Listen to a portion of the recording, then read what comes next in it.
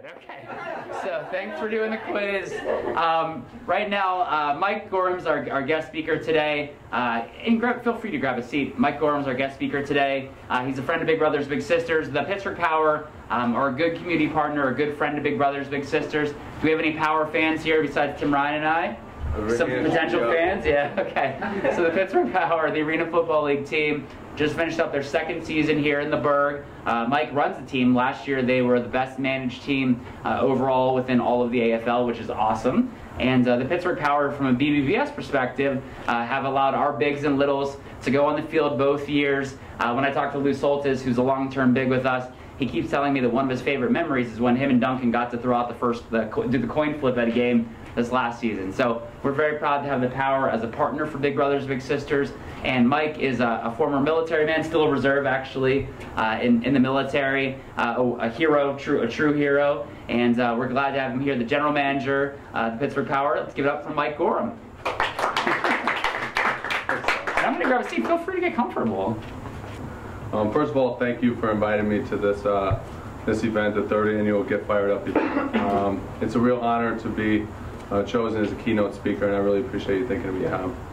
For those of you that are looking forward to hearing me tell some stories about my life as a general manager, or how cool the sports world is, or all the fun times hanging out with Lynn Swan, I apologize, and I hate to disappoint, but being so new to that role, those stories are still being developed. So I'm going to reach back to my time in the Army and come up with a good story for you guys to kind of take something out of this.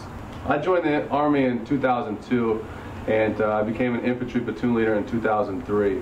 Shortly after I became a platoon leader, I had a brand new private come to my platoon. His name was Nikolai Pavkovic, 50% Mexican, 50% Serbian, and 100% American. So he was a great addition to our platoon, and over the next 9 months, I trained Nikolai along with 35 other members of our platoon, including myself, and prepared them for combat in Afghanistan. So this was a theater of operations nobody had ever been to, so we were all kind of anticipating the unknown, and I was charged with getting everyone ready for this future deployment at the ripe old age of 22.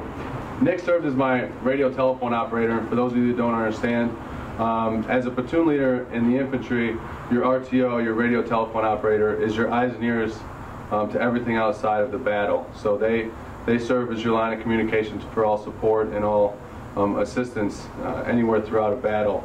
And Nick was my right-hand man in that case. So we spent countless hours together on and off the battlefield, training and preparing ourselves for the next day's fight.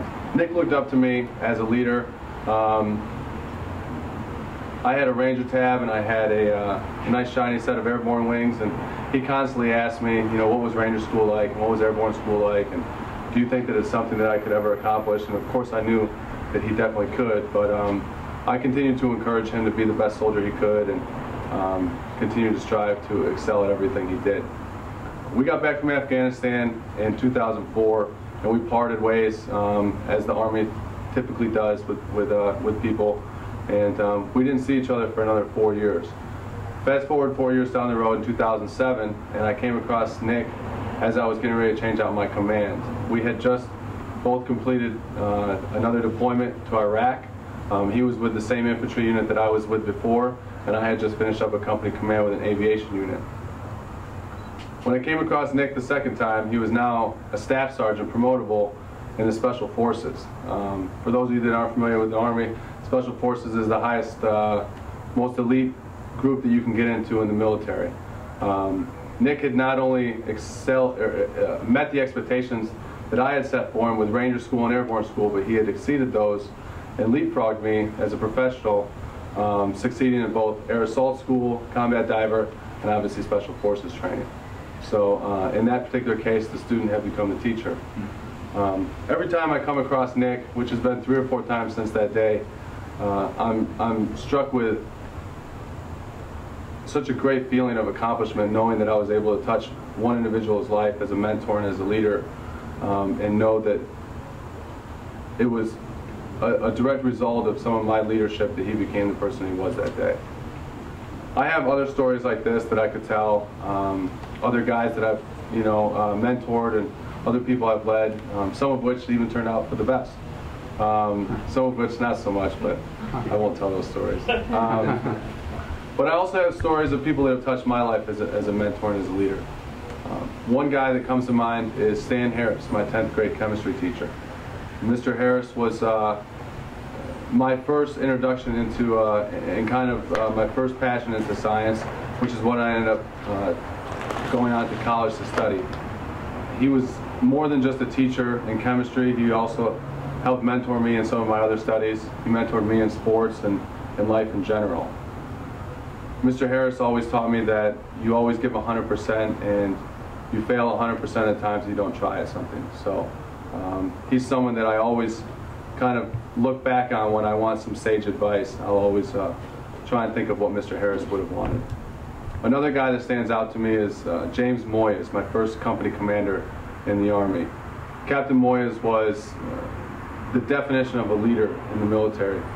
He taught me everything about leadership and mentorship and was the epitome of confidence and poise on the battlefield. As I meet new people throughout this journey, and I become a new mentor for other people as well. You see, mentoring to me isn't something that you just stumble upon. I think it's something that we're all born with, and it's an innate characteristic that we all have a choice that we need to do something with. Whether we're mentoring a young kid on a Little League team or we're guiding them through life's decisions, we're affecting their lives. So I encourage everyone to take this opportunity today or in the near future to choose a young individual to serve as a mentor or to try and affect their life in a positive way. The work is tiring and it can be quite taxing at times, but the reward is lifelong. Thank you. Okay, very good. Thanks, guys. And let's eat more. Let's eat some more, yeah.